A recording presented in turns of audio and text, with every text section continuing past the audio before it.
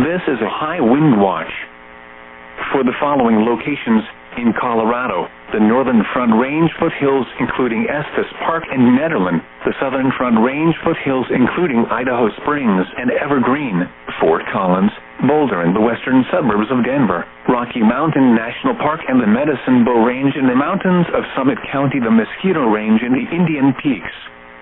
High wind watch in effect from Wednesday morning through Wednesday evening. What? West winds 35 to 50 miles per hour with gusts up to 90 miles per hour possible.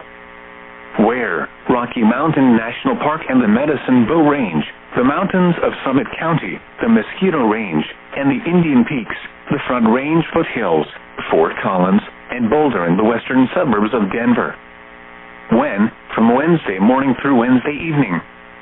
The following impacts are expected. Damaging winds could blow down trees and power lines. Widespread power outages are possible. Travel could be difficult, especially for high-profile vehicles. Monitor the latest forecasts and warnings for updates.